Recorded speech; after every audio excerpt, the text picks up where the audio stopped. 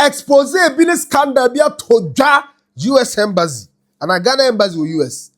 Abusia. Enya some kutuo na the amount involved 19 million Ghana cedis. Sorry, manwafum. $19 million. Abujafo. Sikana mabodi de nya some kutuo yese. Ghana for no be ane ya for majuma. Ewo Ghana embassy in Washington DC USA. And more extorted sika to the tune of $19 million. Now, therefore, sikana involved no. You say you made it between 2019 to 2025. Now, omo involved no. Ya bo mudi. Content you be sharing na sin ubu omo mudi sa dream no. Massive scandal. Now, investigative journalist Manasa Azuri Awuni ababe kasa. Chechire me kwaya forensic audit no e grabe omo. Hobson Adoye a operations manager Emma United Party. Hobson say we a crime. Now we expect to say in him BBC. Hobson kuta document no bodin. MB before na me too mudin. Abusia, anya sem kuto $90 million di obi anya ye bia no. Ya be expose ma bomudin. Titami kuchu. Na me fa videos ni nyina nka mumrade o so katwa show. Mesro, obe subscribe. We are bell notification icon button on video no drop ya won sabeka. Feel free to leave a comment in the comment section. Obe share link in the dewa na foforo enye bi ahwe. Little Flower Green Clean Solutions that they go see to yourself from na power numre ope cleaning company am mo be practice you fear on hospital church bank institution. Asori dem ma ho e kama ho ehwam dia mesro frɛ numbers na go screen ya nyoka krami me tware yupo emfama wo. Backhomeraccess.com aba amagana for amwo amanani we the only registered group any professional group ye wo to me ese oye project bi o Ghana hanum say woni hanti no wonti nkohwe fashion sa fra number na go screen na fashion sa and as log on to backhomeraccess.com na place a request ye be call project site one building na wusi business na wusi ye kwa babi adru no ye be ka mu no kra kire we anya busuafo ne na fofo de ni bi na mo kwa na omo ne contractors na ye kana na no mo be twa ontro da bi ye kwa na building na do lent le be ka kire if I demand pictures exclusive videos ni asama update ni report o carry abo hu se eti se wankasa wo Ghana hanum se na kwhwe asase na opese wo kwhwe o to asase wo pese wo kwhwe se ya from asase e den frɛ na fa hye se ye be kwa kwhwe ni ya be kamu no kre e de a kyerɛw oba na ko school ana opese obiko follow monitor the academic progress ba kyerɛw fa hye nsa ye be kwa kwhwe ni ya kamu no kre e de a kyerɛw the omni say sikana nkasa ye involved no you see a forensic audit revealed that the Ghana embassy in Washington DC allegedly extorted about $19.3 million through a visa and passport fraud scheme. A local IT officer, IT officer be and a redirected applicants. Ebi obi akoso a passport. Ebi oye ne visa ho adwuma America honum. And we create another platform. We redirect to another platform so and esikano. Omoji excessive fees di bi toso. We are not much esikano. Na sika involved in $19 million. Mesi ye babu budi no nyabotre. But emon chiremo no. Manasa Azuri Awuni, we investigative journalist. I started free he aban be peso de chase. Ne kuwie tambe ko he. The report basically talks about the activities of the embassy. The period is from 2017 to 2025, but the focus of some of the major transactions were from the transactions took place mainly from 2019 to 2025 when the activities were uncovered and later occasioned the report. Unlike many other reports, this report or the findings are not mainly about the officials of the embassy dipping their hands into the coffers and mismanaging it, except for an occasion when they awarded a contract to the IT, a company owned by the IT officer of the embassy. So you can say this is a conflict of interest situation. But in a chunk of the report, the embassy rather put in certain schemes that, for want of better word, enabled them to extort money from people who are applying for visa and passports, and in the process there were certain disruption in services. There were people who couldn't get their mails and all of that. And basically, when people applied to have their passport or visas, you have the option to pre-address your envelope. And then when it goes and they are to return your passport or your visa or other correspondence, they just send you the same envelope you've addressed. So you pay for it. But at the point they disenabled that option, and then every person was compelled to pay $29.75 per postage, but the average cost was like $10.1. So you were getting close to $20 per postage, and we are looking at hundreds of thousands of people applying for services. So what the auditors found was that some of these entities that were doing these services were also linked to the embassy. There is one Fred Quatin, the IT officer, who prominently features in this report for all the wrong reasons. A lot of these companies are linked to him. So it looks like insider trading of a sort, and then the money goes out. And what brings in the other officials of the embassy was that there was another scheme that is very identical to what Justice Jones Doche once described as create, loot, and share. So these monies go out to this company, and then this company pays the money back into the embassy's so-called welfare account. And then that money is distributed to members of the embassy as welfare fund. So to basically put it this way, maybe you, Brace, you're a member of multimedia, and then you have a company that multimedia helps to make some money off the applicants. Then later on, multimedia pays, you pay money from that company to multimedia staff, and multimedia staff create an account at the Citibank of US and name the account Welfare Ghana Embassy Welfare Account. And when that money drops into that account, it is disbursed. So one of the first people to even raise questions about that account was the bank itself.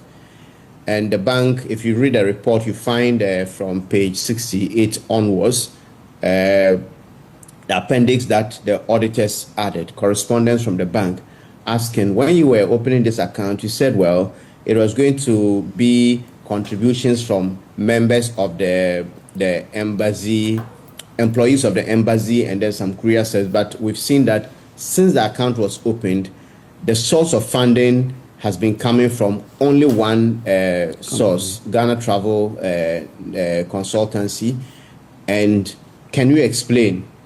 And the explanation was that, well, this company does our courier services, and some of the embassy staff help with the courier services. So part of the money comes back, and then they back and forth until June 2021. The Minister for Foreign Affairs in Ghana, Shirley Ayoko-Botwe, actually visited, and the issue of the employee welfare account came up, and they even explained to her from the correspondence that are attached that, well, some of the agents who did business paid some money as motivation for the local staff, and that was what constituted the welfare account. From the correspondence, it didn't even appear the full story was painted to the minister at the time. But the minister, credit to her, Shirley Ayoko-Botwe, actually said, no, this is unacceptable. If employees who have a welfare account, it would be wrong for the agents who did business with the embassy to pay money to them, because it would create problems. So she ordered the closure of the welfare account, which was used to distribute or share the money that went out to or that came from some of these unauthorized or unapproved fees that were channeled through a private company linked to an employee of the embassy. But at the time of closing the account, the treasury officer of the embassy, Janet Branting, actually asked the bank if they could still open or operate a welfare account without involving the management of the embassy. And the bank said no, since the purpose is going to be the same, payment of welfare to members of the embassy, we are not able to grant you that permission. And this is expected because from day one, the bank has or had been raising questions about that account because things didn't look very clean. Yeah, interesting. But there are several names that are mentioned in there. Are there any indication of whether any of them too has been contacted? What has been their responses so far? Yes, if you look down the report, I think which I shared with the producer, you'd find out that there are a number of names that were mentioned, and their responses are also there. I've also just somebody showed something to me that is supposed to be a correspondence or a response from the ambassador at the time, Haji Ali Mahama. I think she was ambassador from 2021 to 2024. And then she said, well, the auditors didn't contact her because she wasn't involved in any wrongdoing per se. The only thing she did was to sign one of the contracts for a third-party service, and she makes the point, if what I read is actually from her, she makes the point that, well, this wasn't a case that the transactions occasioned a loss of money by the state. So she's even questioning why the report would recommend a retrieval of money from officials. And I think on that score, I very much agree with her that the money, apart from the internal contract that was awarded to somebody within the organization, that's the embassy, no, the monies that were the $19 million didn't come from the state, but the state or the embassy officials enabled a system that took money that they were not supposed to take from the people who did business with the embassy. And they did official business with the embassy. They went to the website, they saw links that created the impression that, well, these are websites or services offered by the embassy, because some of them had a coat of arms of Ghana and then Ghana embassy emblems, a whole lot. So in as much as it wasn't a direct loss from the coffers of the state, it appears the officials who acted on our behalf in the US created a system that took money from unsuspecting visa and passport applicants. And part of it also affected the reputation of the state because there were some problems with even the postage that caused a lot of backlog and people complained. I think in the report you'd see that one person actually threatened to report Ghana's embassy to their congressman to take up the matter in Congress. And all of these at the time affected the reputation of the state. And if you look at the visit of the minister, that's Shela Okoboche, the minutes actually indicated that some of the concerns that were addressed at that meeting came from the ineffective or inefficiencies that were experienced by people who try to do business with Ghana's embassy. And take it or leave it, embassies are PR organizations outside. Somebody who has never visited Ghana, dealt with the embassy and had a very bad experience is likely to extend that to the Republic. So these are some of the names that were mentioned. Fred Kwatin was a major name, and he was the IT officer. And the report even says they found blank passport booklets in his office. They found some visa stickers in his possession, which was not supposed to be so. And auditors also said he tried to conceal some evidence by forcefully taking out some hardware from the computer. So he's a major part. And you also have the treasury officer named in the report. That's Janet Maku Cranting, who actually opened this account, the welfare account, which channeled in the money from the illicit operations of Fred Kwarteng and eventually members of the embassy shared. So basically, these are the issues that are in the report, but if you read it, you find many more disturbing details. So we are pay and hopes na doye. No no join news program. So catch someone could you brace here. Sa expose no. MPP4 edi wom. In fact, let's now me tie you mu MPP4. Na hopes na re so work obo resrem ne kan yo okuta forensic audit no. And okop that particular page start here. And I start to share maninsi. Obo hopes na let's know the buy $90 million Ghana. Hey, Kojo, this is an organized crime. Yeah. Hey. And I think this is where Iyoko needs to shake itself.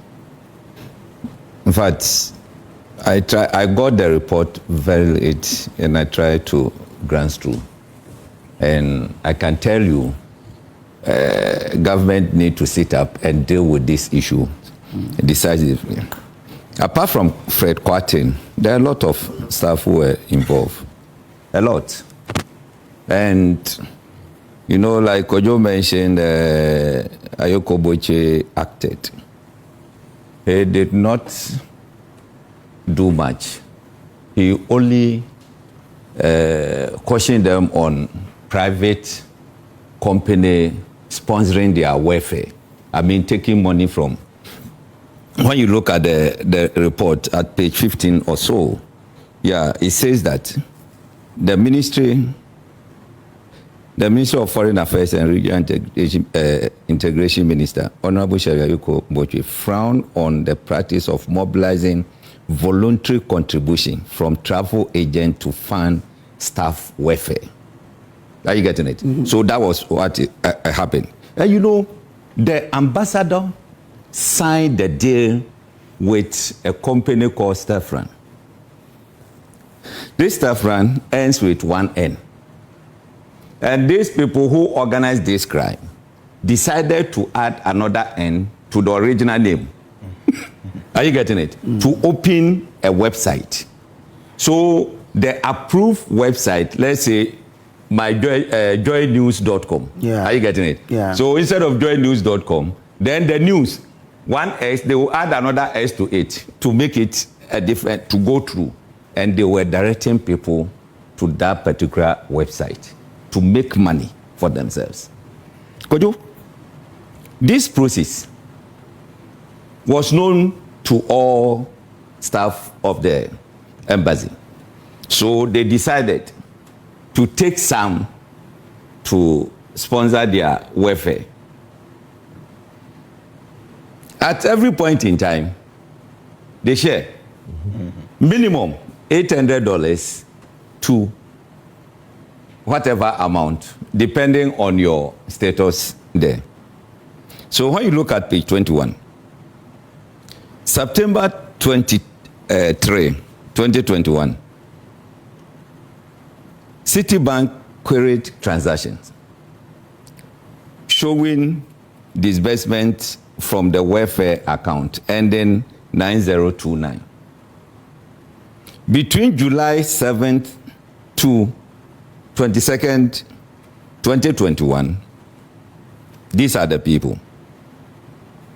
One, Karim Kudaya, he got $3,000 as a welfare payment. Mary Zori also got $3,000. Joseph Nge Nibahi, I don't know whether is the correct name. I've pronounced it correct. 3,000. Tete Adi, 3,000. Janet Maku Kranting. Janet, who is the chief architect, who has been writing to the bank and all those kind of things, also got 3,000. Then my brother Kofi Tonto got 800. It seems he was a junior staff, so he got 800. Then Janet again, additional 1,000. So this is how they do it. In fact, when you go from page 50 now downwards, where they've attached... Which page are you reading from? This is page 21. Okay, 21. Page 21. Okay. When you see the appendices, all the welfare payment has been attached, names and then the amount. Are you getting it? Okay. And it says September 23, 2021. Yes. Citibank query transaction statement following disbursement Yeah. from the welfare account between July 7, 2022, July 7 to July 22, 2021. Okay, Yeah. and the names that he That's mentioned right. are here. Okay. So it shows clearly that our systems are no good. We are lucky to have all these things exposed because of the robust system in America. But you cannot just go to America, open a bank account, and just be depositing money. You cannot. You have your own account. You do a deposit that will call for questions. Unlike Ghana, someone is a head of institution, a staff of institution, and then you see a deposit almost every day, every week, without any question. America is not like that. In fact, I had an experience where someone decided to dash me some amount and then he asked me to find a bank account. That time I was in Germany. The person sent 400 euros. And then when he transferred the money, the persons that I requested his account for that transaction was called by the bank. He went there, and the number of questions that he answered, he said, oh, this is someone I know from Ghana. So he has to go with my passport to show to them that they were giving me this for this. They don't have any means, so he decided to receive it. They deducted tax from that 400 euros. Are you getting? In Ghana here, we do things for free. Nobody check anyone. So bank was able to, deal with this issue to make sure they close that account. Because the bank detected that welfare account, meanwhile, people, when they apply for their visa and then they make the payment, it sneaks to some dubious account. So when they suspected, they drew the embassy's attention and then they told them the that bank's suspicion was that the welfare money was coming from one particular account. That's That's right. where they raised it. That's right. Yeah. And welfare money should be a money that will be a contribution from. Are you getting it? But this particular account, they just move it to here and then instruct that pay this and all that, which is not. But you see, Kojo, this Fred Kwartin, the IT officer, is not a private person. He was a staff of the embassy. So a clear conflict of interest. Because a staff of an organization, why should you also create your own company within the original company? The things that you are supposed to do for the embassy, then you create your own company to do it and then amass wealth. Look, $90 million. Hey, do you know the things that he can do? And these are the people who talk like the whole earth is for them. Are you getting it? Who will sit somewhere, use his brain just to steal from the state. Because this money was supposed to come to the state. And it has been diverted to someone. It amounts to stealing. And this one, when I say, maybe you will say, I should say alleged. This is a forensic report, special audit. Apart from the normal audit, they instructed that they should have a forensic. So when the forensic audit comes, it's not like the normal one that we say, oh, we are waiting for response from others who couldn't come and all that. This is forensic, special audit.